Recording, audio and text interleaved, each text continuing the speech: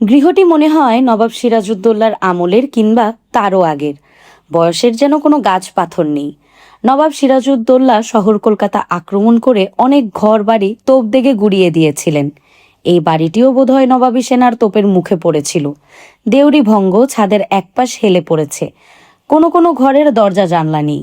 নিচের চাতালের যেখানে সেখানে শ্যাওলা ধরা ইট সুরকির স্তূপ জমে আছে। কয়েকটি দেয়ালের পঞ্জর ভেদ করে মাথাচাড়া দিয়েছে বট অশ্বত্থ গাছ। এককালে বাড়িটি বিশালাকারী ছিল, অন্তত 30টি প্রকোষ্ঠ। তার মধ্যে কিছু কিছু এখনো অক্ষত আছে। সেই সব প্রকোষ্ঠে ভারতের নানান প্রান্তের নানান জাতির নানান ভাষার কিছু মানুষ বাসা বেঁধে আছে।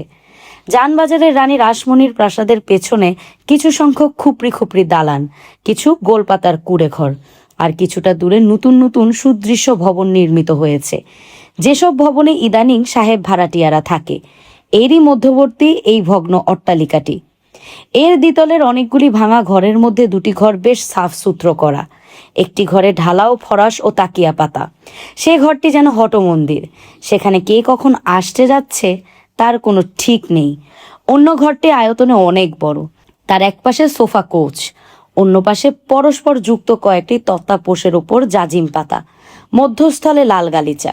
সেখানে কখনো কখনো নৃত্য প্রদর্শিত হয়। নবীন কুমার একটা কোচে হেলান দিয়ে বসে দেখছে এক পশ্চিম দেশীয়া যুবতীর নৃত্য। যুবতীটিকে ঠিক লাস্যময়ী বলা চলে না, তার নৃত্যের মধ্যেও মোহবিলাস নেই। প্রায় সর্বাঙ্গ ঢাকা অতিশয় আঁট পোশাক পরিধান করে আছে যুবতীটি। এক তবলিয়ার বোলের সঙ্গে সঙ্গে সে প্রায় অঙ্কের ছক মেলানোর মতন পদক্ষেপ করে যাচ্ছে এবং মাঝে মাঝে সমের মুখে এসে সে এবং তবলিয়াটি একসঙ্গে বলে উঠছে ধা। এই জাতীয় নৃত্যবাদ্য বিশেষ দেখার বা শোনার অভ্যেস নেই বলে নবীন কুমার এর ঠিক রস গ্রহণ করতে পারছেন না। সে হাতের মদিরার গেলাসে চুমুক দিচ্ছে মাঝে মাঝে। তার হৃদয় কুঞ্চিত। কোনো কিছু ঠিক মতো বুঝতে না পারলেই সে বিরক্ত হয়। এই নৃত্য পদক্ষেপ এবং তবলার বোলের অঙ্কগুলি তাকে অবশ্যই শিখতে হবে।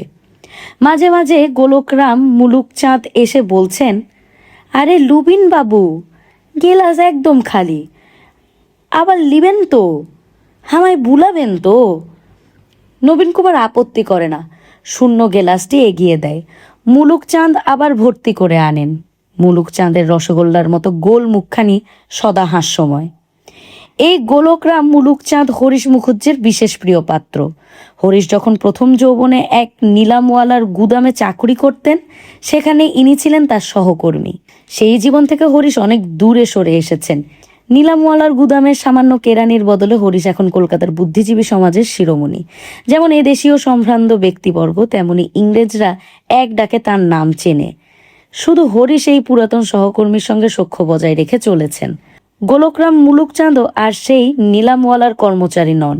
একসময় তিনি নিজেই স্বতন্ত্রভাবে নিলামের কুঠি খুলেছিলেন।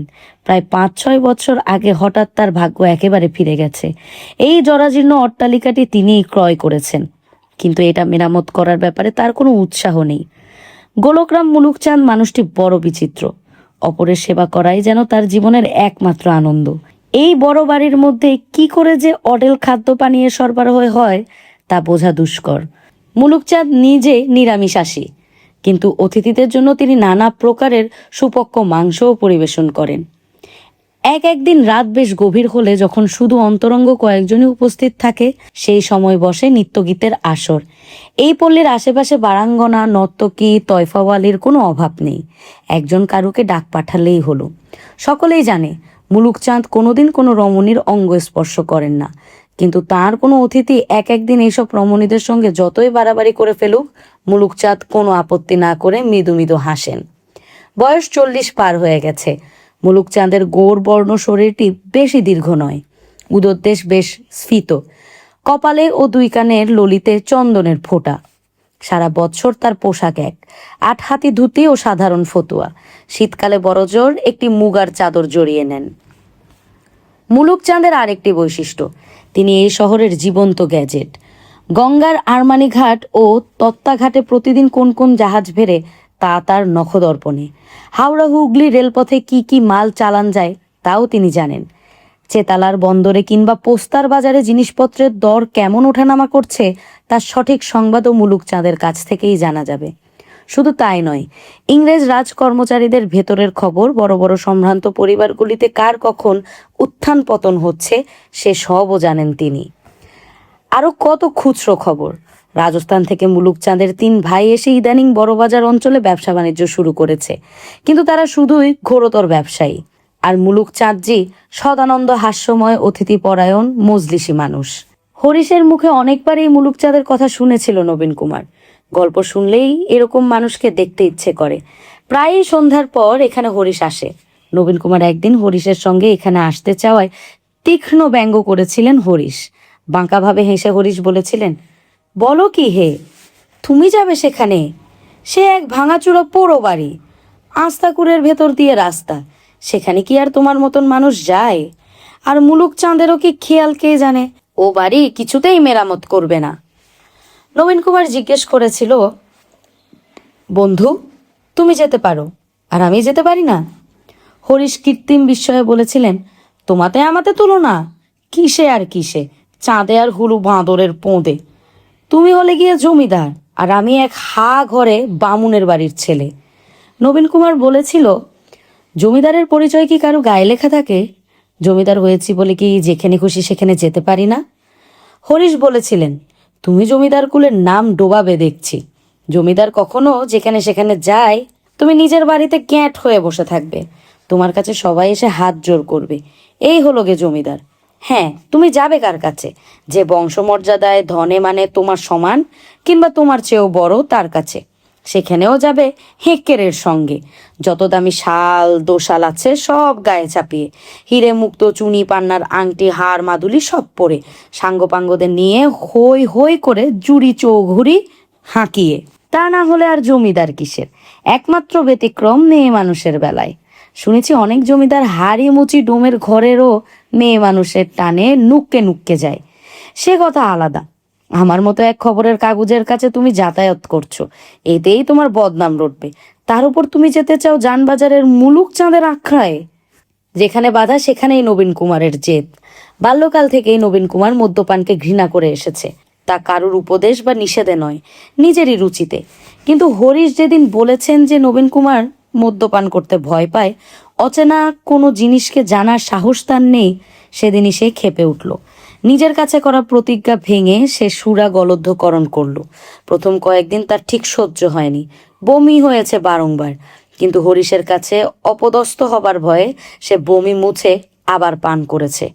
কয়েক মাস কেটে যাওয়ার পর এখনো সুরাপান তার ঠিক ধাতস্থ হয়নি। প্রথম প্রথম স্বাদ অত্যন্ত বিশ্রী লাগে, তবু জোর করে চালিয়ে যায়। মুলুকচাঁদের আখড়া সম্পর্কেও নবীন কুমারের জেদ জেগে উঠল। সে জমিদার হলেও অন্যান্য জমিদারদের রীতিনীতি সে অনায়াসে লঙ্ঘন করতে পারে, সে সব পারে। একদিন জোর করেই হরিশের সঙ্গে চলে এসেছিল এখানে। প্রথম দর্শনেই হরিশ পরিচয় করিয়ে দেবার আগেই মুলুকচাঁদ চিনতে পেরেছিলেন নবীন কুমারকে। সত্যিই বিস্ময়কর এই লোকটির ক্ষমতা। নবীন কুমারকে দেখেই বললেন, আসুন আসুন, রামকমল সিংহি বাবুজির পুত্রা হামার কোঠিতে এসেছে। কি সৌভাগ্য হামার! এ গরিবখানায় আপনারে লিয়ে কুতায় বসাবো। বিদ্ধু মুখর্জি বাবু কেমন আছেন? আপনার মা জননীর তবিয়ত স্বাস্থ্য ভালো আছে তো? হরিশ বলেছিলেন, এ আমার বেরাদার, দোস্ত, সব কিছু। দেখো এর যেন কোনো রকম অযত্ন না হয়, বড় মানি লোক। মুলুকচাঁদ বলেছিলেন, হারে রাম রাম, আমাদের এই ভাঙা কোটিতে বাবুজি লিজে এসে পা দিয়েছেন, সে কি আমাদের খাতিরের পরোয়া করবেন উনি? সবকুছ লিজের বলে ধরে লিবেন। প্রথম দিনই মুলুকচাঁদের আখড়ায় 2টি চমকপ্রদ খবর শুনল নবীন কুমার। পানীয় খাদ্যাদি দিয়ে আপ্যায়ন করার পর মুলুকচাঁদ বললেন, আজ তো নানা সাহেব 10 বার মরে গিলেন। হরিশ হাসতে হাসতে বললেন, তাই নাকি? তুমি গুনেছ মুলুক? মুলুকচাঁদ বললেন, হ্যাঁ জরুর। তুহার মনে নেই হরিশ? নবাবের বার নানাজি মরলেন গয়াটোন মে, 8 বার মরলেন মথুরায়। হরিশ জিজ্ঞেস করলেন, তা এবার মরলেন কোথায় নানা? মুলুকচাঁদ বললেন, আজ খবর এসেছে কি নানা সাহেব और একবার মরলেন নেপালে। হরিশ বললেন, আরও কতবার মরেন উনি দেখো, আমি তো বোধ করি উনি অন্তত 100 বার না মরে ছাড়বেন না। মুলুকচাঁদ বললেন, তা ভি হতে পারে। ধুন্দুপন্ত বহুত দুরন্দর আদমি আছে। নবীন কুমারের এসব কথাবার্তা সবই ধাঁধা বলে মনে হচ্ছিল। নানা সাহেবের বারংবার মৃত্যুর সংবাদ রটনার বিষয়ে সে অবহিত ছিল না। দ্বিতীয় ঘটনাটি আরও চমকপ্রদ। কাফরিদের মতো চেহারার এক ব্যক্তি নাকি এক দড়ি আর ঘোড়া এনেছে কলকাতায় বড় মানুষের কাছে বেচতে। হরিশ জিজ্ঞেস করলেন, দড়ি আর ঘোড়া আবার কি বস্তু? মুলুকচাঁদ বললেন, সমুদ্র থেকে উঠে এসেছে এই ঘোড়া, বিলকুল পাক্কা সোনার মতন রং। এমন চমকদার ঘোড়া কেউ কবি দেখেনি। হরিশ বলল, দেখ, সমুদ্র থেকে আবার ঘোড়া উঠে আসে নাকি? মুলুকচাঁদ বললেন, হ্যাঁ আসে, কেন আসবে না? সমুদ্র মন্থনে ঘোড়া উঠে এসেছিল। নবীন কুমারও অবিশ্বাসের হাসি হেসে উঠল। হরিশ নবীন কুমারের দিকে ফিরে বললেন, মুলুকচাঁদ কিন্তু কখনো পুরো আজগুবি কোনো সংবাদ বলে না, কিছুটা ভিত্তি থাকেই। মুলুক, তুমি ঘোড়াটা নিজের চোখে দেখেছ? মুলুকচাঁদ বললেন, হ্যাঁ, আপনা আঁখ সে দেখেছি, পার্সি বাগানে বাঁধা আছে, তুমিও দেখতে পারো। দড়িয়ার ঘোড়া কিনা জানি না, লেকিন এ এক আজীব জানবর, আসলি সোনার মতন রং। দাম কত মাংছে জানো? কত? 1,00,000 রুপিয়া। তাহলে তো কালই একবার সন্ধান করতে হচ্ছে। 1,00,000 টাকা দিয়ে ঘোড়া কে কিনবে? সব ইমানদার বাবুরা দাম শুনে পিছু হটছে। লাখো রুপিয়া, বাপ রে বাপ! কাফরি লোকটা বলছে কি সে বর্ধমানের মহারাজার কাছে যাবে। ঘরের একপাশ থেকে রায়মোহন নবীন কুমারকে উদ্দেশ্য করে বলল, আমাদের ছোটবাবু ইচ্ছে করলে কিনতে পারেন, 1,00,000 টাকা তো ওর হাতের ময়লা। নবীন কুমার ঘাড় ঘুরিয়ে রূঢ়ভাবে উত্তর দিল, না, ঘোড়া কিনে বাজে খরচা করার মতো ইচ্ছে আমার নেই। হরিশ বললেন, দেখো গে, ও ঘোড়ার গায়ের চামড়ায় একটু ঘষা দিলেই সোনার বদলে পোড়া কাঠের বর্ণ বেরিয়ে আসে কিনা। মুলুকচাঁদ বললেন, বহুক লোক দলায় মলায় করে দেখেছে, রং একদম পাক্কা, ঝিলকি দিচ্ছে। এসান ঘোড়া আগে কেউ দেখেনি, এ বাত ঠিক। কিছুক্ষণ পরে কথাবার্তা আবার চলে গেল বিষয় অন্তরে। এখানে রায়মোহন নিয়মিত আসে। এই বৃদ্ধের এখন আর কোনোখানে গতি নেই। যেখানেই মিনি মাগনায় সুরাপান করতে পারে সেখানেই গিয়ে পড়ে থাকে। হরিশ যে একে কি চক্ষে দেখেছেন কে জানে, তার সব দোষ তিনি ক্ষমা করেন। রায়মোহন মাতাল অবস্থায় হেরে গলায় শোনায়, হরিশ মুগ্ধ হয়ে তাই তারিফ করেন। রায়মোহনের নেশার টান পড়লে হরিশ অবলীলাক্রমে তার হাতের টাকা তুলে দেন। এখন রায়মোহন এই জায়গাটির সন্ধান পেয়েছে, এখানে তার নিত্য আনাগোনা। নবীন কুমার এই লোকটিকে সহ্য করতে পারে না কেন যেন, কিন্তু হরিশের জন্য ওকে কিছু বলবারও উপায় নেই। হরিশ অতিশয় কাজের মানুষ, সকাল থেকে সন্ধ্যাব্যাপী তার কাজের অবধি নেই। অথচ রাত্রের দিকে এখানে এসে যখন গায়ে এলিয়ে বসেন তখন মনে হয় পৃথিবীর আর কোনো ব্যাপারে তার শিরোপীড়া নেই। মুলুকচাঁদের উদ্ভট গল্প, রায়মোহনের বাজে রসিকতা এবং বেসুরো গান তিনি বেশ উপভোগ করেন, সঙ্গে সঙ্গে সুরাপান, এইসব পরিবেশেই হরিশের চিত্ত বিশ্রাম হয়। মাঝে মাঝে হরিশ বলে ওঠেন, হ্যাঁ গো মুলুক, এখানে যে বড্ড মদ্দা মানুষের গায়ের গন্ধ, আমি বেশিক্ষণ এত মদ্দা গন্ধ সইতে পারি না, একটু সুরুবি আনাও। মুলুকচাঁদ অমনি শশব্যস্ত হয়ে উঠে 2-3 জন নৌখরকে পাঠিয়ে দেন। তারা কোনো নর্তকী ও তবলিওয়ালাদের ডেকে আনে। এ পল্লীর সকলেই মুলুকচাঁদের আখড়া চেনে। অতিরিক্ত ইনামের আশায় তারা সাগ্রাহে আসে। ইংরেজি ভাষা ও ইংরেজি রচনা নিয়ে হরিশ সারাদিন নিযুক্ত থাকলেও এখানে এসে হরিশ পারতপক্ষে একটিও ইংরেজি শব্দ ব্যবহার করেন না আলাপচারিতার সময়, এবং তিনি দেশীয় গান এবং উচ্চাঙ্গের নৃত্যগীতের সমজদার। তিনি ঠিক সমের মুখে মাথা ঝাঁকাতে পারেন, কখনো কখনো বাহাবা দিয়ে নর্তকীদের উদ্দেশ্যে টাকা ছুঁড়ে দেন। নবীন কুমার এখানে আসে শুধু হরিশের টানে। সন্ধ্যা হলেই সে শ্রীকৃষ্ণের জন্য উৎকণ্ঠিতা রাধার মতো হরিশের টানে উচাটন হয়। হিন্দু পেট্রিয়ট পত্রিকার কার্যালয়ে হরিশের দেখা না পেলে সে নিজেই শটান মুলুকচাঁদের আখড়ায় চলে আসে। ক্রমে ক্রমে মদের নেশাটিও জমে আসছে। এখানকার রঙ্গরসিকতা এবং চতুর কথাবার্তাও তার বেশ পছন্দ। প্রথম প্রথম অবশ্য স্ত্রীলোকদের আগমনে সে আড়ষ্ট বোধ করত। স্ত্রীলোক সম্পর্কে তার মনে কোনো বিকার জন্মায়নি। তার পত্নী সরোজিনীকে সে যথেষ্ট পছন্দ করে। সরোজিনীর কাছ থেকে সে যতটুকু পায় তার বেশি নারী সঙ্গ লিপ্সা তার নেই। কিন্তু সরোজিনীর সঙ্গে খুব বেশিক্ষণ মানসিক আদান প্রদান চলে না। সরোজিনীর জগৎটি বড় ক্ষুদ্র। পছন্দ মতো পুরুষ মানুষদের সহচার্যেই নবীন কুমারের আত্মার স্ফূর্তি হয় বেশি। যেহেতু সব ব্যাপারে নবীন কুমার এখন হরিশের অনুকরণ করতে শুরু করেছে, তাই সে এখন নৃত্যগীতে সমজদার হবারও চেষ্টা করতে লাগলো প্রাণপণে। গোড়ার দিকে এখানে এসে সে স্ত্রীলোকদের মুখের দিকে চাইতোই না। নাচের পাল্লা এবং মাতালদের হল্লা একসময় খুব বেড়ে উঠলে সে এখান থেকে বিদায় নিয়ে রওনা দিত বাড়ির দিকে। এখন সে সোজাসুজি এই সব স্ত্রীলোকদের দিকে তাকাতে পারে। তারা হাসি ছুড়ে দিলে সে উত্তর দেয় এবং হাততালি দিয়ে তাল দিতেও শিখেছে। এইসব নর্তকীরা প্রায়ই বদলে যায়। ঘন ঘন নতুন মুখ দেখাই হরিশের পছন্দ। যে কোনো নতুন রমণীর সঙ্গেই হরিশ ব্যবহার করেন অতি ঘনিষ্ঠের মতন। প্রথমেই তিনি তাদের নাম জেনে নেন এবং তারপর তাদেরই তুই সম্বোধন করে কথা বলেন। নবীন কুমারের মনে হয় হরিশ বোধহয় আসলে অন্তরে অন্তরে নারী বিদ্বেষী। জননীয় পত্নীর কাছ থেকে শান্তি পাননি বলেই সম্ভবত হরিশ পৃথিবীর আর কোনো রমণীকে শ্রদ্ধা করেন না। নারী তার কাছে শুধুই যেন ভোগের সামগ্রী, তাদের আর যেন কোনো মূল্য নেই। প্রায়ই তিনি বলেন মেয়ে মানুষ হবে দুরকম, হয় নিজের সন্তানদের গর্ভধারিণী অথবা নাচুনি।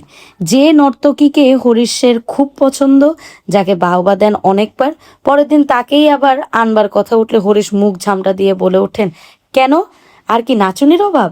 একটা নতুন মুখ আনো না। মুলুকচাঁদ সন্ধানও রাখে প্রচুর। হরিশ নতুন মুখ চাইলেই তিনি অমনি নতুন স্ত্রীলোক এনে দেন।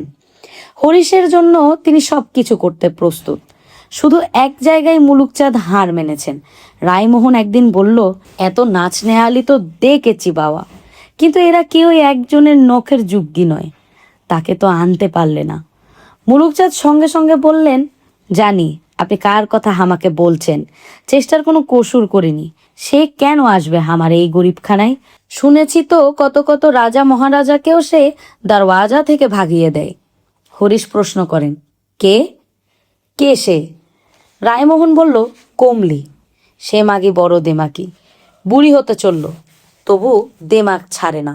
মুলুকচাঁদ বললেন, কমলা সুন্দরীর নাম আছে সে জানানার। হ্যাঁ, উমর হয়েছে ঢের, তবু বড় খুবসুরত, আর নাচ করে খুব ভালো।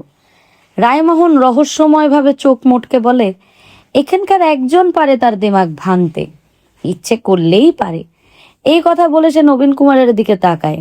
নবীন কুমার এ কথার অর্থ বুঝতে পারে না, সে চোখ সরিয়ে নেয়। একদিন হরিশ এলেন বেশ দেরি করে। তার কাগজের জন্য অনেক লেখা বাকি ছিল, সব সমাপ্ত করে তিনি ছাপাখানায় বুঝিয়ে দিয়ে এসেছেন। নবীন কুমার আগেই পৌঁছে গিয়েছিল এবং ইতিমধ্যেই তার 2-3 গেলাস সুরা পান করা হয়ে গেছে। হরিশ এসে যোগ দিলেন তার সঙ্গে। প্রথমে কিছুক্ষণ নিজেদের মধ্যে আলাপ আলোচনা হয়। নেশাটি ঠিক মতো না জমলে হরিশ নর্তকী আনবার কথা বলেন না। নেশা মধ্য পর্যায়ে এসেছে, নর্তকীর প্রসঙ্গ উঠেছে এবং একজনকে আনবার জন্য নোকরারাও বেরিয়ে গেছে। এই সময় মুলুকচাঁদ হরিশকে বললেন, ও একটা ভারী জবর খবর বলতে বিলকুল ভুলে গিয়েছিলুম হরিশ, এইমাত্র ইয়াদ হলো। কি আমাদের লেফটেন্যান্ট গভর্নর জো ছিল না, কালসে তার বদল হয়ে গেল, হ্যালিডে সাহেব আর থাকছে না। হরিশ চমকে উঠে বললেন, হ্যাঁ, হ্যালিডে আর লেফটেন্যান্ট গভর্নর থাকছে না? কে আসছে সে জায়গায়? মুলুকচাঁদ বললেন, গ্রান্ট নামে সাহেব আছেন না, সে ওহি সাহেব। হরিশ বললেন, জন পিটার গ্রান্ট, তিনি আসছেন? তুমি ঠিক জানো মুলুকচাঁদ? মুলুকচাঁদ বললেন, আমি ঠিক ছাড়া কি ঝুট বলি তোমাকে? কালই তো 1 তারিখ আছে না, কাল সে বদল হচ্ছে।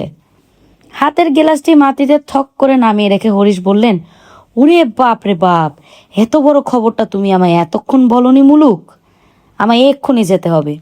নবীন কুমার অতি বিস্মিত হলো।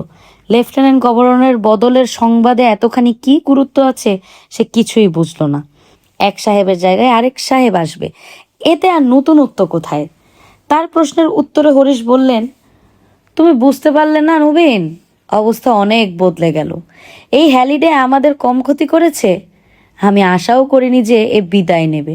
আমি নীল চাষিদের হয়ে লড়ছি, আর এই হ্যালিডে নীল চাষিদের দুশ্মন। সে সব সময় নীলকর সাহেবদের স্বার্থ দেখে। সে সবচেয়ে বদমাস নীলকরদের বেছে বেছে তাদের অতিরিক্ত ম্যাজিস্ট্রেটই ক্ষমতা দিয়েছে। বারাসতের ম্যাজিস্ট্রেট চাষিদের দুঃখ বোঝেন। তিনি চাষিদের স্বার্থ রক্ষার জন্য একটা আইন জারি করেছিলেন। এই হ্যালিডে বেটা তার চাকরি খাওয়ার তালে ছিল।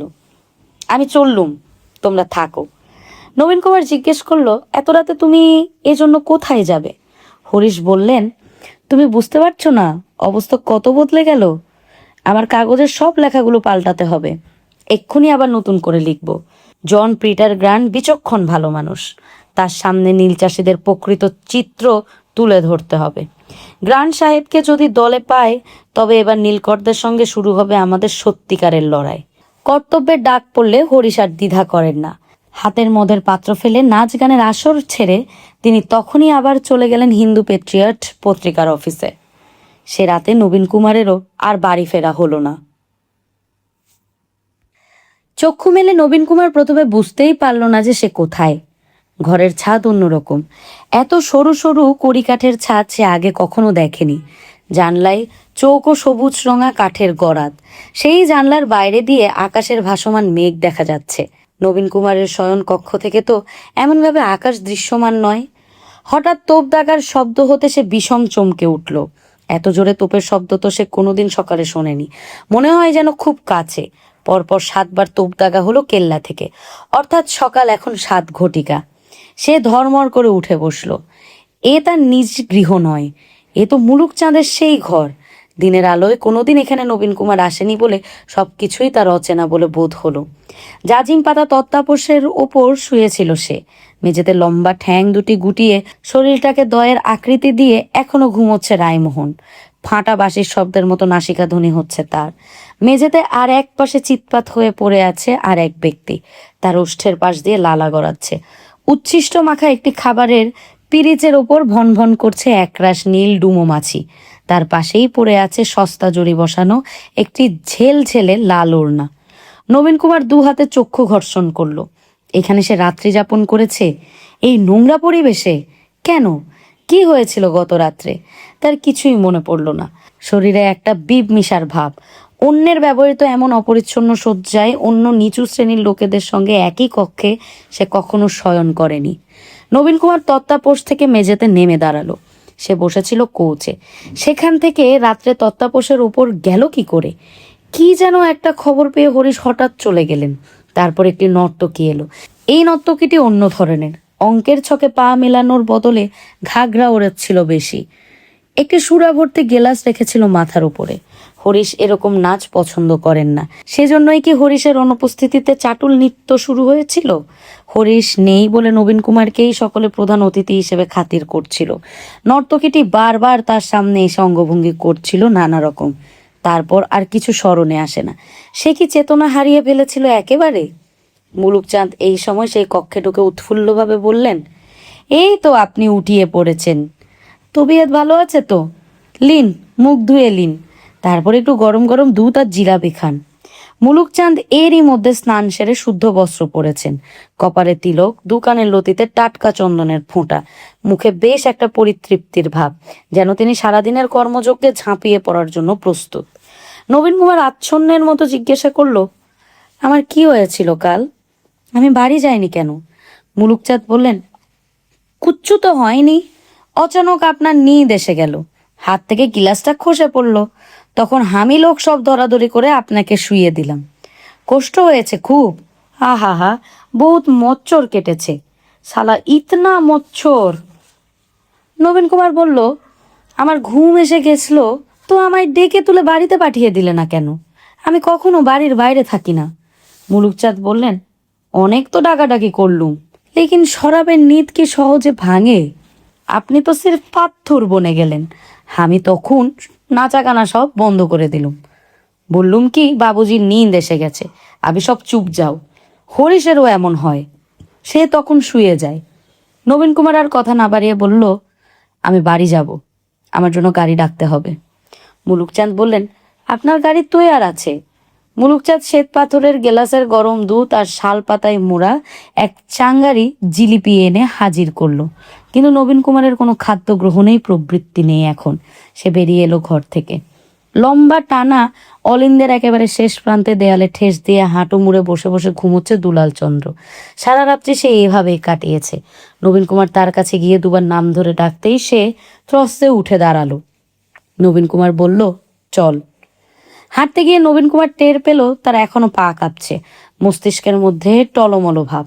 ভাঙাচোরা প্রাসাদটির বহির্দ্বারে নবীন কুমারের জুড়ি গাড়িটি একই জায়গায় দাঁড়িয়ে আছে। সহিস এবং পিছনের ভৃত্যটি ছাদের উপর ঘুমন্ত। দুলাল তাদের ডেকে তুলল। মুলুকচাঁদ প্রতুপ গমন করার জন্য দ্বার পর্যন্ত এসেছেন, কিন্তু নবীন কুমার আর কোনো কথা না বলে উঠে বসলো কোচের মধ্যে। জোড়াসাঁকোর সিংহসদনের সামনে সেই একই দৃশ্য।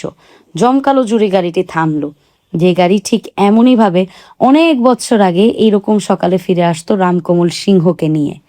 আজ রামকমল সিংহের বদলে গাড়ি থেকে নামলো তার ১৮ বৎসর বয়স্ক পুত্র। পোশাক মলিন, চক্ষু দুটি আরক্ত, চুল অবিন্যস্ত। মুখ নিচু করে গাড়ি থেকে নেমে নবীন কুমার চলে এলো ভিতরে। সে কারুকে ভয় পায় না, তবু নিজেকে তার মনে হচ্ছে অপরাধী। তার সর্বাঙ্গ যেন অসুচি হয়ে গেছে, গলার মধ্যে যেন জমে আছে বাষ্প।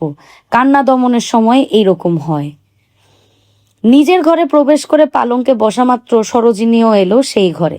নবীন কুমারের পায়ের কাছে হাঁটু গেড়ে বসে জুতো খুলে দিতে লাগলো। তারপর মৃদু স্বরে জিজ্ঞাসা করলো, আপনার স্নানের জল দিতে বলবো কি? নবীন কুমার শুধু বলল, হুম। সরোজিনী আবার জিজ্ঞেস করলো, আজ তেল মাখাবেন? যদুকে ডাকবো? নবীন কুমার পুনরায় বলল, হুম। সরোজিনী উঠে দাঁড়িয়ে বলল, আপনি স্নান সেরে নিন, আমি ঠাকুরকে খাবার দিতে বলছি। সরোজিনী বেরিয়ে গেল ঘর থেকে। নবীন কুমার বিমূঢ়ের মতো বসে রইল। সরোজিনী তো একবারও প্রশ্ন করল না কাল ফেরেনি কেন, কিংবা কোথায় ছিল। তার কথায় কোনো অভিমানের ছায়া পর্যন্ত নেই। অনেকক্ষণ একই অবস্থায় বসে রইল নবীন কুমার।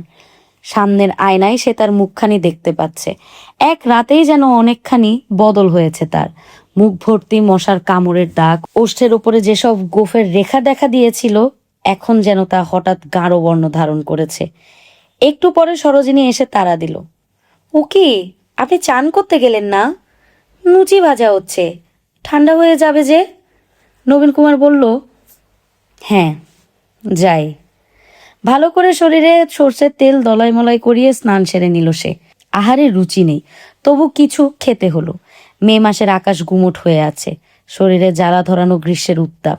সরোজিনী পাখার বাতাস করতে লাগলো তাকে।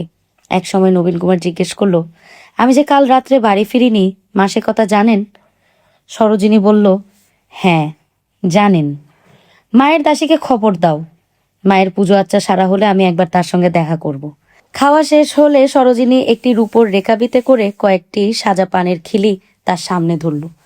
নবীন কুমার বাড়িতে কোনোদিন পান খায় না, ধূমপানের অভ্যাসও তার নেই। কিন্তু মুলুকচাঁদের ওখানে কয়েকদিন সকলে বারংবার পিড়াপিড়ি করায় সে দু একটি পান মুখে দিয়েছে। আজ সকালে তার ওষ্ঠে তাম্বুল রসে রক্তিম ছিল, তা দেখেই সরোজিনী পান এনে দিয়েছে। নবীন কুমার হাত দিয়ে রেকাবিটা সরিয়ে দিয়ে বলল, থাক। সরোজিনী ঘর থেকে বেরিয়ে গেল। এবার সে প্রায় সারাদিনের মতো অদৃশ্য হয়ে যাবে। বাড়ির পুরুষদের সঙ্গে বাড়ির নারীদের দিবা ভাগে দেখা সাক্ষাতের প্রথা নেই, কিন্তু নবীন কুমারী এ প্রথা ভেঙেছিল। সে কোনো দাস দাসীর কাছ থেকে তার নিজস্ব পরিচর্যা পছন্দ করে না।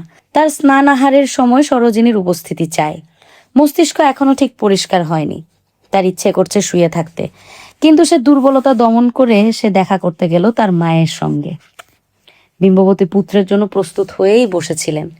নিজের হাতে দই, লেবুর রস ও মধু দিয়ে শরবত বানিয়েছেন। রাত্রি জাগরণের পর এই শরবত খেলে শরীর ঠান্ডা হয়। তার স্বামীও এই শরবত পান করতে ভালোবাসতেন। নবীন কুমারের হাতে গেলাসটি তুলে দিয়ে তিনি বললেন, নে, এক চুমুকে খেয়ে নে। কোঁচার ফুলটি বাঁ হাতে ধরে মায়ের ঘরে একটি কেদারায় বসলো নবীন কুমার। গম্ভীরভাবে জিজ্ঞেস করলো, তুমি কেমন আছো মা? অনেকদিন তোমার শরীর গতিকের খবর নেওয়া হয়নি কো। বিম্ববতী মুগ্ধ, বিগলিত হয়ে প্রায় ছলো ছলো নেত্রে বললেন, আমি ভালোই আছি রে, খুব ভালো আছি। তোদের ভালোতেই আমার ভালো। আমার বৌমাটি অতি সতী লক্ষ্মী, ভালো বংশের মেয়ে তো, খুব উঁচু নজর, আমায় খুব দেখে। পান থেকে চুনটি খসলেই একেবারে হা হা করে আসে। নবীন কুমার তীক্ষ্ণ দৃষ্টিতে তার মায়ের দিকে চেয়ে রইল, যেন এই রমণীটি তার অচেনা। সে এর অন্তর যাচাই করার চেষ্টা করছে। অপ্রত্যাশিতভাবে সে বলল, মা, ইব্রাহিমপুরে আমাদের কুঠি বাড়িটা আমি বেচে দেব ঠিক করেছি। বিম্ববতী বললেন, সে কি, তুই আবার সম্পত্তি বেচবি কেন? তোর টাকার খামতি পড়লো কিসে? ইব্রাহিমপুরে আমাদের সব জমি নীলকর সাহেবদের ইজেরা দেওয়া হয়েছে, শুধু শুধু কুঠি বাড়িটা টিকিয়ে রেখে লাভ কি? 4টে লোকের মাস মাইনে ফালটুস খরচা। ইজেরায় জমি তো আবার ফেরত পাওয়া যায় শুনেছি। বাঘের মুখ থেকে কেউ কখনো ছাগল ছানা ফেরত এনেছে শুনেছ? ও জমি ইজেরা দেওয়াই ভুল হয়েছিল। এসব বিষয় সম্পত্তির কথা আমার সঙ্গে কেন বাপু? তোরা যা ভালো বুঝিস করবি। তোর জ্যাঠাবাবু রয়েছেন, তার পরামর্শ নিয়ে চললে। হ্যাঁ, ও বিষয়েও একটা কথা আছে মা। জ্যাঠাবাবুকে যদি আমি এই বাড়িতে কখনো ডেকে পাঠাই, তাতে তার কি অপমানিত বোধ হবে? উকিলের পরামর্শ আমার তো দরকার বটেই, কিন্তু আমি শপথ করেছি ও বাড়ি মুখো আমি কোনোদিন হব না। ও মা, এমন শপথ তুই কি বলছিস ছোটকু? কেন যাবি না কেন ও বাড়িতে? তোমার মনে নেই সেই যে জ্যাঠাবাবুর নাতির উপনয়নের দিনকে আমায় অপমান করেছিলেন? ওরা বামুন, আমরা কায়েত, আমরা কখনো এক হতে পারি না। তোর জ্যাঠাবাবুর সঙ্গে আমাদের আবার বামুন কায়েতের সম্পর্ক কি রে? তুই কি সব অলক্ষণে কথা যে কইছিস! আমি ঠিক বলছি মা। আমি শিবুকে দেখতে যাচ্ছিলুম, আমায় বারণ করা হয়েছিল, কারণ আমি বামুনের ছেলে নই। ও বাড়িতে আর আমি কোনো দিন পা দেব না। বিম্ববতী একটুক্ষণ চুপ করে রইলেন। তার মুখখানিতে বিষাদের ম্লান ছায়া একবার পরেই আবার মিলিয়ে গেল। তিনি মিনতি মাখা আর্দ্র স্বরে বললেন, বাবা ছোটকু, তোকে একটা কথা বলবো, তুই রাখবি বল? আমার মাথার দিব্যি, তুই আমার এই কথাটা অনুরোধ যদি রাখিস।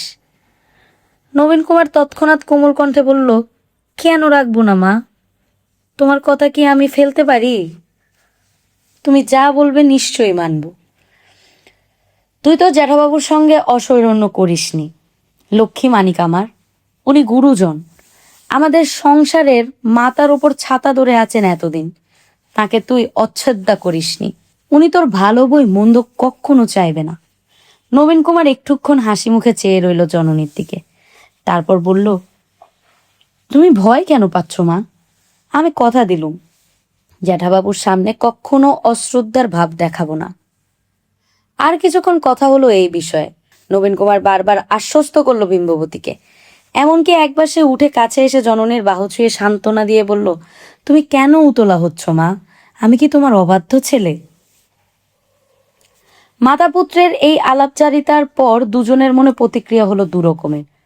অনেকদিন পর বিম্ববতী আনন্দের সাগরে ভাসতে লাগলেন। নবীন কুমারের এমন মধুর ব্যবহার তিনি প্রত্যাশাই করেননি। ছেলে ঠিক তার বাপের ধাত পেয়েছে। রামকমল সিংহ 2-4 দিন বাড়ির বাইরে রাত কাটিয়ে এলে তারপর বাড়ির লোকজনদের সঙ্গে খুব নরম ব্যবহার করতেন। এমনকি ঝি চাকরদের সঙ্গেও কথা বলতেন মধুঢালা কণ্ঠে। স্ত্রীর প্রতি তার সোহাগ উতলে উঠত। বিধুশেখরের সঙ্গে সন্ধি করতে নবীন কুমার এক কথায় রাজি হয়ে গেল। এবার বিম্ববতী নিশ্চিন্ত। এখন তার প্রয়োজন শুধু বিধুশেখরের কাছ থেকে তার নিজের মুক্তি। এবার তিনি এই সংসার থেকে বিদায় নেবেন এবং বিধুশেখরের কাছ থেকে অনেক দূরে সরে যাবেন। নবীন কুমার তার ঘরে ফিরে এলো ক্ষুব্ধ হয়ে, মনের মধ্যে চাপা ক্রোধ ও অপমান। তার মায়ের সঙ্গে বিষয় সম্পত্তির আলোচনা করার বাসনা তার বিন্দুমাত্র ছিল না, বিশেষত আজ। কিন্তু একটা কিছু প্রসঙ্গ তুলে তো কথা শুরু করতে হয়। তাই সে ইব্রাহিমপুরের কুঠির কথা বলেছিল। সে অপেক্ষা করেছিল মা তাকে অন্য কথা বলবেন। সে নিজে মায়ের সঙ্গে দেখা করতে চেয়েছে। মা কি এর মর্ম বোঝেননি? কাল রাত্রে সে বাড়ি ফেরেনি, সেজন্য একটা শব্দ উচ্চারণ করলেন না। মা তাকে কখনো ভৎসনা করেন না, কিন্তু স্নেহের সুরে তাকে নির্বৃত্ত করার চেষ্টাও তো করতে পারতেন। তুললেন কিনা বিধুশেখরের প্রসঙ্গ। মায়ের কণ্ঠে তার জন্য একটু উদ্বেগও প্রকাশ পেল না। এতই স্বাভাবিক গৃহের বাইরে রাত্রি যাপন। সবাই ধরেই নিয়েছে সে তার পিতার পদাঙ্ক অনুসরণ করবে। সেই রাতেই রবীন কুমার আবার গেল মুলুক চাঁদের বাড়িতে। তারপর প্রতি রাতে সুরাপানের নেশা শুরু হলো বলগাহীনভাবে। নিত্য গীতের আসরে সে জাঁকিয়ে বসে। হরিশ নেই, তিনি গেছেন বারাসাতে। সেখানকার ম্যাজিস্ট্রেট অ্যাশলি ইডেন রায়ত প্রজাদের জন্য সে রূপকারী জারি করেছিলেন। সেটা কার্যকর করার জন্য তিনি নীলকরদের বিরুদ্ধে প্রবলভাবে লড়ছেন। হরিশের অনুপস্থিতিতে নবীন কুমারই মুলুকচাঁদের রাত্রি বাসরের প্রধান ভোক্তা। সে নিজেও অর্থ ব্যয় করতে লাগলো অফুরন্ত। প্রতি রাতেই বারাঙ্গনা নর্তকে আনা হতে লাগলো একাধিক। প্রায়ই নবীন কুমার রাত্রে স্বগৃহে ফেরে না। একবার যখন শুরু করেছে তখন সে এর চূড়ান্ত না দেখে ছাড়বে না। বাঘের সঙ্গে ফেওয়ের মতো রায়মোহন ঠিক তার সঙ্গে সঙ্গে লেগে আছে। আরও বেশ কয়েকজন ইয়ার বক্সিও জুটেছে। সদা বখামি ধরা ধনী যুবকদের কিভাবে উস্কানি দিতে হয় সে ব্যাপারে তাদের পেশাদারি দক্ষতা আছে। তারা নানা প্রকারে নবীন কুমারকে নাচাতে লাগলো এবং প্রমোদ আসরটি এরপর আর মুলুকচাঁদের আখড়াতেই সীমাবদ্ধ রইল না। রায়মোহন কিছুদিন রামকমল সিংহের মোসাহেবি করেছিল, এখন তার পুত্রের মোসাহেব হতে যেন তার আরো বেশি উৎসাহ। রায়মোহন একটা কথা বলে প্রায়ই নবীন কুমারকে খোঁচা দেয়, সে যতই বড় মানুষই করুক, যতই নৃত্যগীতের সংস্থার হোক, এই শহরের সবচেয়ে নামকরা নর্তকীর নাচ তো সে এখনো দেখেইনি। কমলা সুন্দরীর নাম দেশ শুদ্ধ সব মানুষ জানে। বয়স একটু হয়েছে বটে, কিন্তু এখনো কি রূপ, এখনো কি কোমরের ছন্দ। একদিন রায়মোহনের চেষ্টার ফল ফলল। সেদিন বেশ গোলাপি গোছের নেশা হবার পর নবীন কুমার রায়মোহনকে বলল, যাও নিয়ে এসো সেই বেটিকে। কত টাকা নেয় সেই? গাধার মুখের সামনে যেমন গাজরের টোপ ধরে, তেমনি তার সামনে টাকার তোলা তুলে ধরোগে। রায়মোহন জিভ কেটে বলল, ওরে বাপ রে বাপ, তার কাছে টাকার গরমটি দেখাবার উপায় নেই কো। সে এদানিন কারু বাড়িতে যায় না, তার কুটিতে যেতে হয় নাচ দেখবার জন্য, তাও সকলকে দেয় না। শুনেছি স্বয়ং লখনৌ নবাব নাকি ডেকে পাঠাচ্ছিলেন, ও মাগি যায়নি। নবীন কুমার বলল, সে আসে না, কিসের তার এত দেমা? নাচুক কুঁদুক যাই করুক, বাজারে অবিদ্যা ছাড়া তো আর কিছু নয়। রায়মোহন বলল, তাকে আর 5টা মেয়ে মানুষের মতন ভাববেন না, তাহলে কি আর এত করে নাম করছি? কালো গোষ্ঠী পাথরের গড়া যেন একখানি প্রতিমা, বয়সের ছোঁয়া তার গায়ে লাগে না। কত রাজরাজরা তাকে বাঁধা রার করতে হাপিত্তিশি হয়েছেন, কিন্তু ভবি ভোলবার নয়। দেখতে অমন সুন্দর হলে কি হবে, তার কথাগুলো বড় চেঁটাঙি। আপনার নাম শুনলে বোধ করি আপনাকে ঢুকতেই দেবে না। কেন? আমার নাম শুনলে ঢুকতে দেবে না কেন? আমি কি ব্রহ্মদৈত্যী না মামদভূত? সে একটা গুঁড়ো কথা আছে, সে আপনাকে বলা যাবে না।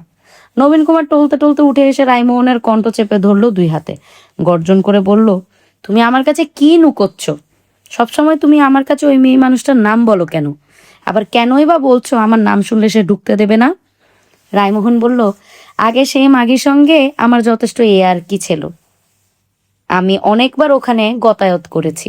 এদানি আমি আপনার সঙ্গে মেলামেশা করছি শুনে সে খাপ চুন্নি হয়ে আছে, আমায় আর ঢুকতে দেয় না কো।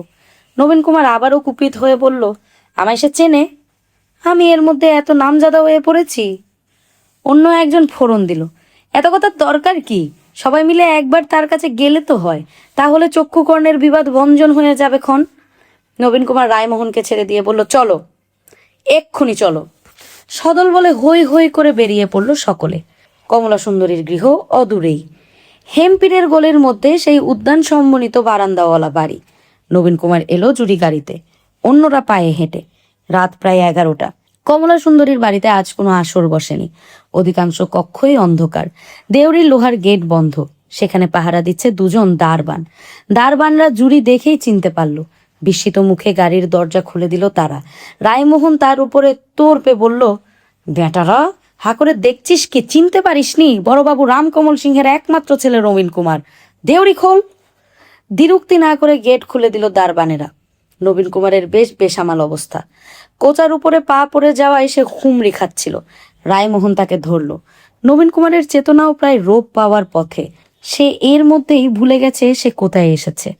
সে জড়িত কণ্ঠে জিজ্ঞেস করলো, এটা কার বাড়ি?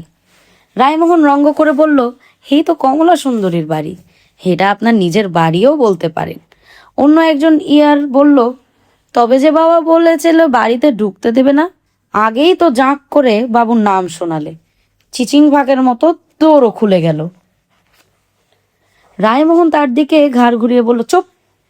তারপর নবীন কুমারকে বলল, আসুন ছোটবাবু, আসুন। নবীন কুমার বলল, নাচ দেখব না? নাচ নিশ্চয়ই দেখবেন, এসে পড়েছি যখন। আসুন আসুন, উপরে আসুন। দ্বিতলে সিঁড়ির মুখে 2-3টি যুবতী আলুথালু বেশে দাঁড়িয়েছিল। এসে রায়মোহন জিজ্ঞেস করলো, কই বিবি সাহেবা কোথায়? একটি মেয়ে বলল, এত রাতে তোমরা কে গা? দারোয়ান বেটারা তোমাদের দোর খুলে দিলে? রায়মোহন ধমকে বলল, চুপ কর বেটি, জানিস কে এসেছে? কার বাড়িতে তোরা আছিস জানিস? স্বয়ং বাড়ির মালিক এসেছেন। কুমলি কোথায়? সে তো দৌড় আটকে শুয়ে পড়েছে। নবীন কুমার জড়িত স্বরে বলল, নাচ কোথায়? নাচ? কে নাচবে? গলা যে শুকিয়ে কাঠ হয়ে গেল। রায়মোহনের সঙ্গেই বোতল ছিল। নবীন কুমারের দিকে এগিয়ে দিয়ে বলল, ভিজে নিন গলা, শুকো গলায় কি আর নাচ জমে? কমলা সুন্দরীর নিজস্ব কক্ষ কোনটি তা রায়মোহনের অজানা নয়। সে দরজায় ধাক্কা দিয়ে রায়মোহন চেঁচিয়ে বলল, কমলি, এই কমলি, ওঠ। দেখ কাকে এনেছি। হল্লা শুনে কমলা সুন্দরী আগেই জেগে উঠেছিল। দ্বার খুলল সঙ্গে সঙ্গেই।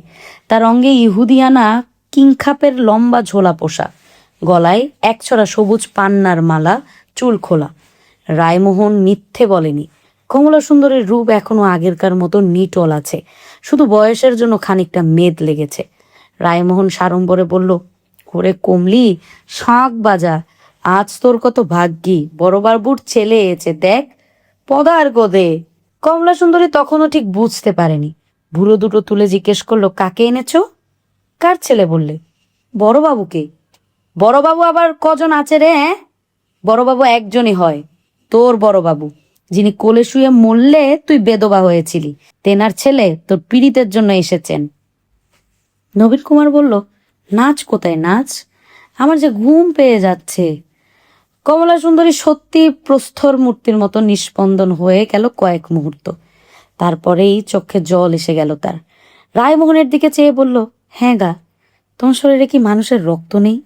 অনেক পাপ করেছি জীবনে, তা বলে আমায় এমন শাস্তি দেবে? রায়মোহন বলল, দাঁড়া দাঁড়া, এখন কি হয়েছে? তোর পাপের সরা পূর্ণ হতে এখনো ঢের বাকি আছে। চুল বাঁধ, পায়ে ঘুঙুর দে, বাবু তোর নাচ দেখবেন। নবীন কুমার বলল, ধ্যাত, আমার ঘুম পেয়ে যাচ্ছে, বিছানার উপর কেউ নাচ দেখাই তো শুয়ে শুয়ে দেখি। রায়মোহন হো হো করে হেসে উঠে বলল, বাহ, খাসা বলেছেন, বিছানার উপর নাচ। তাই দেখা কমলি, ছোটবাবুকে তুই বিছানার উপর নাচ দেখা, আমরা 5 পেঁচি লোক, আমরা বাইরে থাকবো। কমলা সুন্দরী বলল, তোমার মুখে এবার আমি মুড়ো ঝাঁটা ভাঙবো, পাহারাওয়ালাকে দিয়ে তোমায় চাপকাবো। নবীন কুমার সম্পূর্ণ আচ্ছন্নের মতো মাথা তোলাতে তোলাতে বলল, আমি যে আর দাঁড়িয়ে থাকতে পারছি না, আমায় কেউ একটা বিছানা দাও। কমলা সুন্দরী নিজেই এগিয়ে এসে নবীন কুমারের এক হাত ধরে বলল, আহারে, 7 রাজার ধন এক মানিক, তার কি দশা, তার কি দশা করেছে এই পাষণ্ডেরা। বাবু, তুমি বাড়ি যাও, তোমাকে এখানে থাকতে নেই। নবীন কুমার বলল, আমায় বিছানা দাও, আমায় এরা বেশি খাইয়ে দিয়েছে। কমলা সুন্দরী বলল, আহারে, তোমায় আমি দুধের ফেনার মতো নরম বিছানা দিতে পারি, সারা রাত তোমার মাথায় পাখা হাওয়া করতে পারি, কিন্তু তেমন ভাগ্য করে আসিনি। এ পাপের জায়গায় থাকলে তোমার বদনাম হবে। রায়মোহন বলল, যা যা বেটি, বেশি বকিসনি, ওকে তোর বিছানায় শুয়ে নাচ দেখা। কি ছোটবাবু, বিছানায় শুয়ে এখন নাচ বেশ ভালো লাগবে না? নবীন কুমার তার কথার প্রতিধ্বনি করে বলল, হ্যাঁ, বিছানায় শুয়ে নাচ, আমার দাও বিছানা। কমলা সুন্দরী বলল, ছি বাবু, তোমায় অমন কথা বলতে নেই, আমি তোমার কে হই তুমি জানো না? আমি যে তোমার মায়ের মতন। নবীন কুমার অতি কষ্টে চোখ খুলে বলল, কই, যা, কে বললে তুমি আমার মায়ের মতন? আমার মা ভগবতী ঠাকুরকে যেমন দেখতে সেই রকম। কমলা সুন্দরী বলল, তা হোক, তবু আমিও তোমার মায়ের মতো। তোমার বাপ যে আমার কাছে আসতেন, আমায় তিনি দয়া করতেন। রায়মোহন বলল, তাতে কি হয়েছে, বাপ বেটাই কি এক জায়গায় থেকে সওদা করে না? তুই দোকান খুলে বসেছিস, কখন বাপ এলো কখন ছেলে এলো, অত হিসেবে তোর দরকার কি? কমলা সুন্দরী বলল, তোর মুখে পোকা পড়বে রে, শিয়াল কুকুর তোমায় ছিঁড়ে খাবে। রায়মোহন সে অভিশাপ ভ্রুক্ষেপ না করে চিবিয়ে চিবিয়ে বলল, মা, তোর বড় মা হবার শখ না রে কুমলি, কুলটা সৈরিনী, বাজারের মাগি, তোর মতো বেশ্যারা কখনো কারো মা হয় না, ভগ্নী হয় না, কন্যাও হয় না। যে বেশ্যা সে বেশ্যাই, আর কিচ্ছু না। বেশ্যার সন্তান কখনো ভরদোল্লক হয় না। এখন ছোটবাবুকে ঘরে নিয়ে যা, বেছানায় তোল। চলুন ছোটবাবু। নবীন কুমার জিজ্ঞেস করলো, কোথায়? আমি কোথায় যাব? রায়মোহন বলল, বিছানায় শুয়ে শুয়ে নাচ দেখবেন। রায়মোহন পিছন থেকে সামান্য একটু ধাক্কা দিতেই নবীন কুমার টলতে টলতে এগিয়ে গেল। কমলা সুন্দরী দরজার কাছে 2 হাত ছড়িয়ে বলল, না, কিছুতেই না।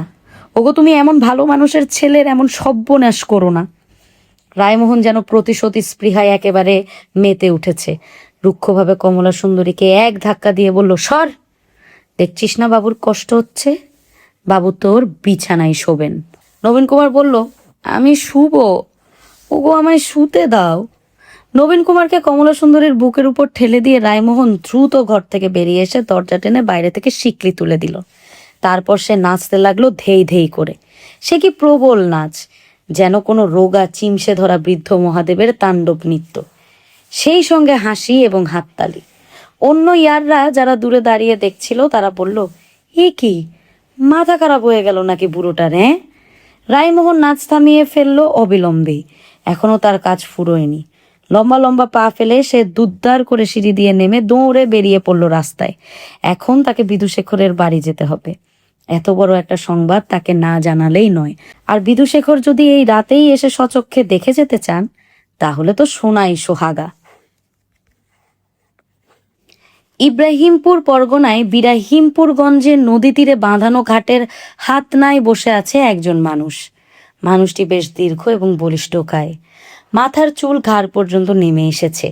মুখে গোঁফদাড়ির জঙ্গল, শরীরের বর্ণ তামাটে। লোকটির পরনে একটি ধুতি লুঙ্গির মতো ফেরতা দিয়ে বাঁধা, কোমর থেকে ঊর্ধ্বাঙ্গ নিরাবরণ। শীতের প্রাতকাল বাতাসে বেশ শিরশিরে ভাব, কিন্তু লোকটির সেদিকে কোনো হুঁশই নেই। সে এক দৃষ্টে চেয়ে বসে আছে জলের দিকে। লোকটিকে দেখলে কোনো সন্ন্যাসী বা দরবেশ বলে বোধ হয়, কিন্তু অপরের দৃষ্টি আকৃষ্ট করার জন্য তার কোনো প্রয়াস নেই। সে স্থানুবৎ ওই একই জায়গায় বসে আছে দীর্ঘ সময় ধরে, চক্ষু জলের দিকে নিবন্ধ, যেন সে পাঠ করতে চায় নদীর তরঙ্গের ভাষা। বিরাহিমপুরের গঞ্জ একসময় ছিল প্রাণ চাঞ্চল্যে ভরপুর। প্রতি শনি ও মঙ্গলবারে আশেপাশে 20-50খানা গ্রামে থেকে মানুষজন আসতো এখানে সওদা করতে, কিন্তু বছর 5 ধরে সেই গঞ্জ ভেঙে গেছে। হাট খোলায় কতগুলি চালা এখনো টিকে আছে, কিন্তু মানুষজন আর আসে না। নদীর পার ভাঙলে অনেক সময় গঞ্জ বাজার স্থান বদল করে, কিন্তু এখানে নদী বেশ শান্ত। তবু অন্য গ্রামের লোক পারতপক্ষে বিরাহিমপুরে এখন পা দিতে চায় না, ভয় পায়। ঘাটে কিছু কিছু নারী পুরুষ স্নান করতে আসে। নদীর পাড়ের মানুষের তো নদীকে বাদ দিয়ে জীবন চলে না। তবু স্নানের চেয়ে বিশ্রাম আলাপে আর বেশি সময় কাটায় না কেউ আগের মতন। রমণীরা কলসি নিয়ে জল ভরতে এসে বারবার জল ফেলে জল ভরে না। এরকম সকাল থেকেই আসছে তারা। চকিত বিস্ময় ভরা দৃষ্টিতে দেখছে এই আগন্তুককে, কিন্তু লোকটির কোনো দিকে ভ্রুক্ষেপ নেই। বিরাহিমপুর পরগনাটি মুসলমান প্রধান। 2-4 ঘর হিন্দু পরিবারও রয়েছে। সকলেরই এখন ছন্ন ছাড়া দশা। বেলা বৃদ্ধির সঙ্গে সঙ্গে লোকের কৌতূহলও বাড়তে লাগলো। একই স্থানে ঠায় বসে থাকা এই মানুষটি কে?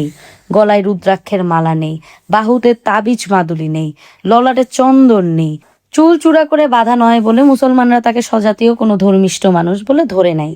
কয়েকজন নিম্নস্বরে লোকটির বিষয়ে আলোচনা করে। শেষ পর্যন্ত 2-1 এগিয়ে এসে বলল, সালাম আলাইকুম ফকির সাহেব, এখানে বেশিক্ষণ বসবেন না, আমাকে গ্যারামে আহেন। লোকটি কয়েকবার ডাকাডাকির পর মুখ তুলে তাকালো। ভাষাহীন নিথর দৃষ্টি, শান্ত কিন্তু জোরালো। কোনো উত্তর দিল না। লোকগুলি বারংবার ওই একই কথা বলল, তবু ওই মানুষটির কোনো সাড়া নেই। আবার তার চক্ষু জলের দিকে নিবন্ধ। প্রায় দ্বিপ্রহরের সময় মানুষটি একটি বিশাল দীর্ঘশ্বাস ফেলে উঠে দাঁড়ালো। মন্ত্রচালিতের মতো এগিয়ে গেল জলের দিকে। বুক জলে যাবার পরে সে ডুব দিল। ঘাটে স্নানরত কয়েকজন নারী পুরুষ সবিস্ময়ে দেখছে লোকটিকে, কিন্তু সে ডুব দিয়ে সঙ্গে সঙ্গে উঠল না। বেশ সময় কেটে গেল। তবে সে কি আত্মঘাতী হলো? প্রায় নদীর মধ্যস্থলে ভুস করে জেগে উঠল তার মাথা। ধীর সাবলীলভাবে সন্তর্করণ করে আবার সে ফিরে এলো তীরে। তারপর সে আর একটি বিস্ময়কর কাজ করলো। ঘাটের পাশ থেকে একটুখানি মাটি তুলে জিভে ঠেকালো। এতক্ষণে যেন শীত বোধ হলো তার শরীরে, প্রবল ঝাঁকুনি লাগলো তার সর্বাঙ্গে। এবার সে নিজে থেকেই স্নানার্থীদের কাছে এগিয়ে সে গম্ভীর কণ্ঠে প্রশ্ন করলো, শেখ জামাল উদ্দিনকে চেনো? তার বাড়িটা আমায় দেখিয়ে দিতে পারো? লোকগুলি বিস্ময় বিমূঢ় হয়ে পরস্পরের দিকে তাকাতাকি করলো। একজন জিজ্ঞেস করলো, কোন শেখ জামাল উদ্দিনের কথা কইতেছেন সাহেব? হ্যাঁ, কেডা? আগন্তুক আবার প্রশ্ন করলো, শেখ জামাল উদ্দিন এই গ্রামে থাকে না? তোমরা তাকে চেনো না? চিনবে না কেন? সবাই চেনে। কিন্তু শেখ জামাল উদ্দিন এমনই একজন অকিঞ্চিতকর মানুষ যে তার সম্পর্কে বিদেশ থেকে আসা কোনো ব্যক্তি শুদ্ধ ভাষায় খোঁজ করবে, এ কথা বিশ্বাসী হয় না। শেখ জামাল উদ্দিনের মতো লোকদের নিজের পরিবারের বাইরে কোনো মূল্যই নেই। তবে কি এতদিন পর জামাল উদ্দিনের নসিব বদলালো? আল্লাহ তাআলার কাছ থেকে কোনো ফেরেশতা এসেছে তার সৌভাগ্যের দ্বার খুলে দেওয়ার জন্য? তখন সকলে সেই আগন্তুককে নিয়ে চলল গ্রামের দিকে। খবর ছুটে গেল আরো দ্রুত। নদী তীরের এক রহস্যময় পুরুষ এসেছে জামাল উদ্দিনের সন্ধানে। গ্রামের ঘর বাড়ি থেকে অনেকে বাইরে বেরিয়ে পড়ল সেই লোকটিকে দেখবার জন্য। বলবান নগ্নগাত্র পুরুষটি সিক্ত বসনে হেঁটে চলেছেন, চারদিকে দেখছেন মুখ ঘুরিয়ে ঘুরিয়ে। গ্রামের অনেকগুলি বাড়ি ভাড়া, অনেক গৃহ পরিত্যক্ত, কেমন যেন একটা শ্রীহীন ছন্দহীন ভাব। গরুগুলি এত কৃষকায় যে ওদের দেখলেই ওদের মুনিবদের অবস্থা টের পাওয়া যায়। জামাল উদ্দিন শেখ নিজের বাড়ির উঠোনে বসে নারকোল ছোবড়া দিয়ে দড়ি পাকাচ্ছিল। বাইরে মনুষ্য কণ্ঠের গোলযোগ শুনেই সে সবকিছু ফেলে দৌড়ে গোয়াল ঘরের পিছনে লুকোলো। লোকেরা তাকে ডাকতে লাগলো, জামাল, এ জামাইল্লা, বাড়ায় আয়, দেখ আইসা। কয়েকজন হুড়মুড় করে ঢুকে গেল ভেতরে। এদিক ওদিক খুঁজে গোয়াল ঘর থেকে টেনে নিয়ে এলো জামালকে। সে এখন ভয়ে শালিক পাখির মতো থরথর করে কাঁপছে। জামাল উদ্দিনের বয়স 35-36-এর বেশি নয়। অতিশয় শীর্ণ চেহারা, বক্ষের পাঁজরা কখানা পরিষ্কার গোনা যায়। পরনে একটি নেংটি, সবচেয়ে বেশি দৈনের ছায়া তার তৈলাক্ত মুখখানিতে মাখানো। সে বোধহয় জীবনে কখনো কারোর সামনে, এমনকি নিজের সন্তানের সামনেও একটিও অহংকারের বাক্য উচ্চারণ করতে পারেনি। আগন্তুকটি জামাল উদ্দিনকে দেখে যেন অত্যন্ত নিরাশ হলো। সবিস্ময়ে বলল, তোমার নাম জামাল উদ্দিন শেখ? জামাল উদ্দিন হাত জোর করে বলল, আজ্ঞা হুজুর, মুই জামাল উদ্দিন শেখ সাহেবগো হুকুমে কখনো অমান্য করি নাই। আগন্তুক আবার বলল, তুমি সত্যি জামাল উদ্দিন? তোমার টানে আমি এসেছি। জামাল উদ্দিন বলল, আমার কিচ্ছু গুস্তাকে হইলে মাফ করবেন হুজুর। তোমার বিবিকে ফিরে পেয়েছো? সবাই আবার তাজ্জব। বাইরের জগৎ থেকে একজন মানুষ এসে জামাল উদ্দিনের পত্নীর কথা বলছে। ইনি জামাল উদ্দিনের পত্নীকে ফিরিয়ে দেবেন? ইনি কি জাদুকর? জামাল উদ্দিন বিড়বিড় করে বলল, আমার বিবিরে ফিরা পামু কেমনে? তোমার বউ হানিফা বিবিকে ওরা ধরে নিয়ে গেছিল। আইকা না হুজুর, আমার বিবির নাম ফাতিমা, গত সনে ইন্তেকাল হয়ে গেছে, তার 3টা পোলাপানরে থুইয়া। ফাতিমা? তবে কি আমি নাম ভুলে গেছি? আমার যতদূর মনে পড়ে জামাল উদ্দিন শেখ, তার অন্যরকম চেহারা, তার বিবির নাম হানিফা। এবার একজন মাতব্বর গোছের বৃদ্ধ এগিয়ে এসে লুঙ্গির গিট ঠিক করতে করতে জিজ্ঞাসা করলো, আপনি কার কথা জিগাইতেছেন? জামাল উদ্দিনের বিবির কথায় আপনার কাম কি? আগন্তুক কিছুক্ষণ মাটির দিকে নীরবে চেয়ে রইল, তার ললাট কুঞ্চিত। একটুক্ষণ পর মুখ তুলে সে বলল, এই গ্রামে একজন জামাল উদ্দিন শেখ ছিল না, যার বউ হানিফা বিবিকে নীলকর সাহেবদের কুঠিতে জোর করে ধরে নিয়ে গেছিল? এবার সকলে হই হই করে উঠল। এই যে অনেক পুরনো কথা। হ্যাঁ, মাক গরগর সাহেবের গোমাস্তা গোলকদাস হানিফা বিবিকে লুট করে নিয়ে গিয়েছিল বটে। তখন তাগরা জোয়ান জমুল উদ্দিন শেখ কারুর নিষেধ না শুনে গোয়ারের মতো সাহেবদের কুঠিতে গিয়েছিল বিবির খোঁজ নিতে। তারপর থেকে কেউ আর তাদের খোঁজ জানে না। কেই বা তাদের কথা মনে রাখবে? তারপর আরো কত ঘটনা ঘটেছে এই গ্রামে। এই যে কাদের মিয়া, এক চক্ষু কানা, এর চক্ষুটা গেল গত শীতে। ডানকান সাহেব ঠিক এর ওই চক্ষুটার ওপর সপাটে চাবুক কষিয়েছিলেন। এই যে মহিউদ্দিন সর্বক্ষণ পাগলের মতো বিড়বিড় করে, তারও তো এমন দশা হয়েছে মারের চোটে।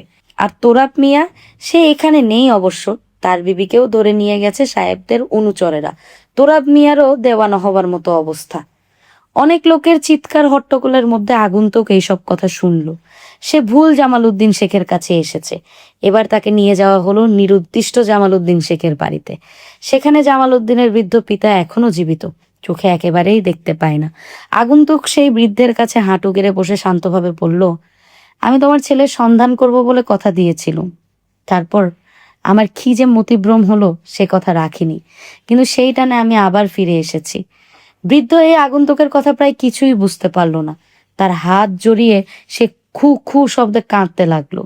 কিছুক্ষণ পরে সে বাড়ি থেকে বেরিয়ে এসে আগন্তুক এদিক ওদিক চাইতে লাগলো অস্থিরভাবে, যেন তার পরবর্তী কর্মটি কি হবে তা সে ঠিক করতে পারছে না। এই সময় কিছু দূরে শোনা গেল হট্টগোল। গ্রাম্য পথ দিয়ে আসছে দুজন অশ্বারোহী।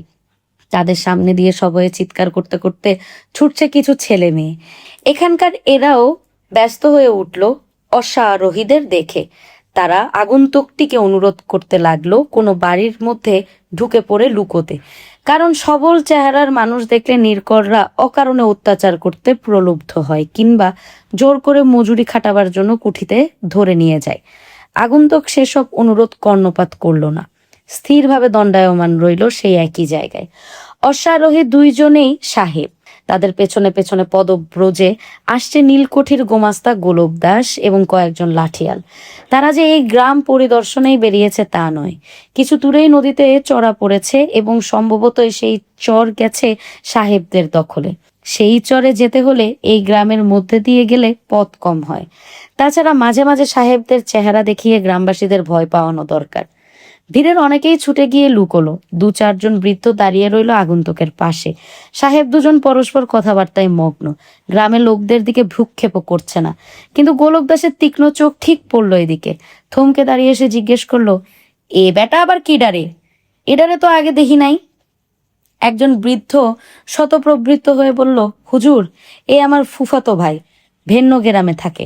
গোলক দাস লোকটির আপাদ মস্তক পর্যবেক্ষণ করে বলল, চেহারা খান তো দেখি ষান্ডার মতন। ডাকাইতি করে নাকি? এই, তোর নাম কি? আগন্তুক কোনো উত্তর দিল না। সেই বৃদ্ধটি আবার বলল, হুজুর, ওর মাথা ঠিক নাই, বায়ু রোগ হইছে। পাকিমুরা গ্রামে মোর ফুফার বাড়িতে। গোলক দাস একটুক্ষণ দ্বিধা করলো, তারপর মনস্থির করে পেছনের লাঠিয়ালদের উদ্দেশ্যে বলল, ল ল, দৌড়াইয়া আগা। ভয় দেখানো দলটি চলে যাবার পর উপযাচক উপকারী বৃদ্ধটি বলল, বড় বাঁচা বাইচা গেলেন সাহেব। এবার কোন তো আপনি কেডা, কোন দেশ থনে আইসেন? আমি গঙ্গানারায়ণ সিংহ। এই গ্রামে গ্রামবাসীদের মধ্যে তাৎক্ষণিক প্রতিক্রিয়া সৃষ্টি করলো না। সাধারণ প্রজারা জমিদারের নাম মনে রাখে না বা সে ব্যাপারে মাথাও ঘামায় না। তারা জমিদারকে চেনে জমিদারের কর্মচারীদের দিয়ে। কর্মচারীরা যাকে খাতির করে নিয়ে আসে সেই জমিদার। জমিদার বদলায়, কিন্তু কর্মচারীরা তো বদলায় না। তাছাড়া জমিদারের সঙ্গে এই গ্রামের সম্পর্ক নেই অনেকদিন। তাদের জমিদার তাদের বিপদের সময় নীলকর সাহেবদের দিকে ঠেলে দিয়ে দূরে সরে গেছে। তবে হিন্দু নাম শুনে অনেকের মধ্যে নতুনভাবে বিস্ময়ের সঞ্চার হলো। দু একজন বৃদ্ধ সিংহ পদবীটিতে জমিদারি গন্ধ পেল কিছুটা। কিন্তু এই নগ্নদেহ উন্মাদের মতো চেহারার মানুষটিকে জমিদার পরিবারের একজন মনে করার মতো স্মৃতি অতদূর প্রসারিত হলো না। গঙ্গানারায়ণ আপন মনে বলল, আমি থাকবো এখানে। আমি কোথায় থাকবো? তোমরা আমায় থাকতে দেবে? আমি তৃষ্ণার্ত। তোমরা কেউ একটু জল খাওয়াবে আমায়? একজন বলল, আপনি হিন্দু, আপনি আমাগো মধ্যে থাকবেন কেমনি? হিন্দু পাড়ায় যান গিয়া। আর একজন বলল, আপনি পলান এহান থিক্কা, আপনি বিপদে পড়বেন। গঙ্গানারায়ণ তখনও চিন্তিত, অন্যদের কথা ভালোভাবে শুনছে না। ললাট কুঞ্চিত করে বলল, এখানে আমাদের কে যেন থাকতো, কি যেন নাম? ও, ভুজঙ্গ। সে আছে এখনো? অনেকেই ভুজঙ্গকে চেনে। বছর পাঁচেক আগে জমিদারি আমলে সেই তো আসতো খাজনা আদায় করতে। তারা হই হই করে উঠল, হ্যাঁ আছে, ভুজঙ্গ নায়েব এখনো আছে কুঠি বাড়িতে। এবার গ্রামবাসীরা গঙ্গানারায়ণকে নিয়ে চলল কুঠিবাড়ির দিকে। কুঠিবাড়িটি গ্রামের এক প্রান্তে। এক সময়ে এখানে বেশ কয়েকজন কর্মচারী ছিল। জমিদাররা মহাল পরিদর্শনে এলে এখানে দু একদিন অবস্থান করতেন। এখন জমিদারি কাজকর্ম এই অঞ্চলে কিছুই নেই। কুঠিবাড়িটি টিকে আছে কোনো ক্রমে। বেতনভুক্ত কর্মচারীর সংখ্যা 4 জনে দাঁড়িয়েছে। তাদের মধ্যে 2 জন কুঠি ছেড়ে নিজ গ্রামে বসবাস করছে। ভুজঙ্গ নায়েব অবশ্য কুঠি বাড়িতেই মোরসি পাট্টা গেড়ে আছে। তার ধারণা জমিদাররা এই অঞ্চলে আর কোনোদিন আসবে না। কুঠি সংলগ্ন বিষয় সম্পত্তি তারই ভোগে লাগবে। নীলকররাও এদিকের সমস্ত জমি কুক্ষিগত করলেও জমিদার কুঠিতে হস্তক্ষেপ করেনি। অনেকদিন বাদে প্রজাদের দল বেঁধে এদিকে আসতে দেখে ভুজঙ্গ নায়েব বিস্মিত হয়ে বেরিয়ে এলো। দৈর্ঘ্য কিছু কম হলেও তার শরীরটি সুগঠিত। ডান বাহুতে একটি বড় রূপোর তাগা বাঁধা, ওষ্ঠের উপর পাকানো গোঁফ, লাল পেরে ধুতির খুঁট গায়ে জড়ানো, গলায় মালার মতো ভাঁজ করা মোটা সাদা ধপধপে উপবিত। ভুজঙ্গ তন্ত্র সাধনা করে। হিন্দু মুসলমান নির্বিশেষে তাকে তান্ত্রিক হিসেবেও সমীহ করে খানিকটা। ভিড় ছেড়ে এগিয়ে এসে গঙ্গানারায়ণ বলল, কেমন আছো ভুজঙ্গ? আমি আবার ফিরে এসেছি। ভুজঙ্গ চক্ষু শুরু করে একটুক্ষণ চেয়ে রইল সেই লোকটির দিকে। তারপর ওষ্ঠের কোনায় অবজ্ঞার হাসি ফুটিয়ে বলল, তুই কেডা?